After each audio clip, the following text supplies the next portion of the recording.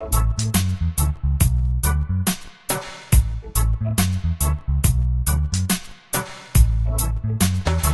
and welcome back to Chronicles from a Caribbean Cubicle podcast.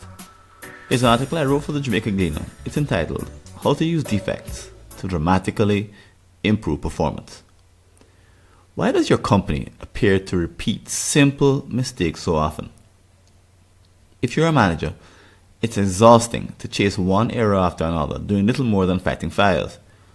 There may be a better approach.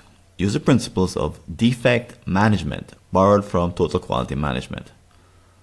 In the late 1980s, the world came to recognize Japanese dominance in automotive manufacturing. The country had come a long way. Back in the 1960s, the quality of its cars was substandard, with numerous customer complaints. While the techniques they adopted to achieve this position weren't new, they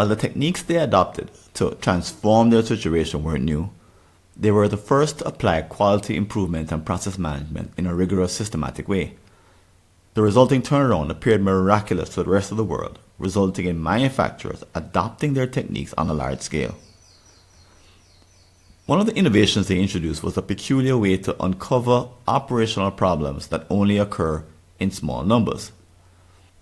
If your company has over 100 employees, it has the same challenge.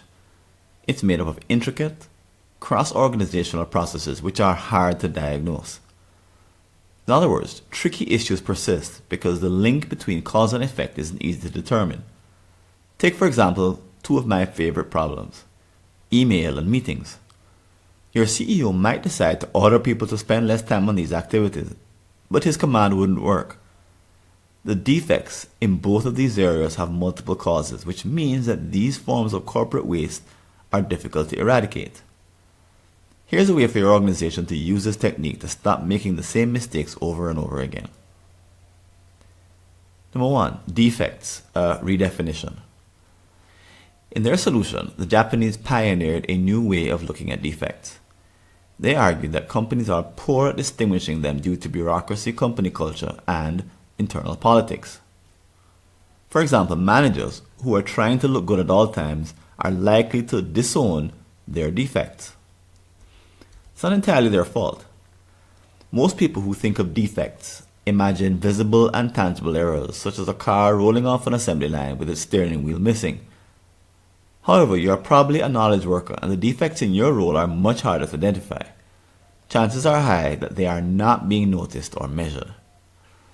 For example, a meeting may be effective overall, but still full of defects. Let's glance at the last gathering you called. Compare it against this checklist of possible defects. A late start or end. A tardy attendee. An agenda which was never assembled or followed. Each time someone used their smartphone to check email. Action items which weren't captured. A lack of written feedback. By this definition, some managers have never attended a defect-free meeting. In fact, they may be the norm in your company, which is blind to these mistakes. Unfortunately, they add up and damage employee productivity. Number 2, defects in your work. Now, let's switch to the everyday work you perform. If you are a manager, what are the defects you could be unwittingly producing with your direct reports? The way to identify them is to find the shortfalls, the places where standards aren't being met. For example, if a performance review conversation with your employee doesn't go well, consider that to be a defect. You probably aren't measuring the number of times this occurs, but if you were to do so, you could actually launch several improvement efforts.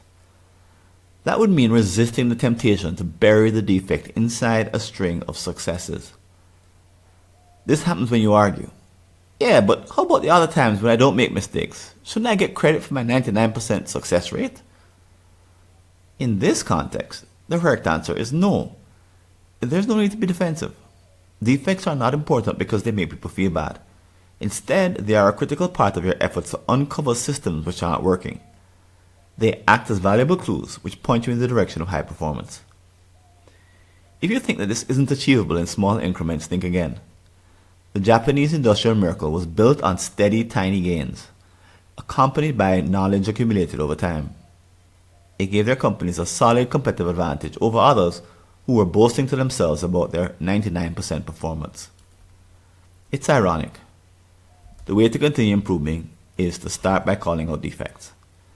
This puts the focus where it belongs and prevents people from hiding behind the numbers. Fail to do so, and it won't be long before a comfortable mediocrity sets in which affects productivity at every level. Committing to removing defects takes great courage, but it's one of the keys to competitive advantage.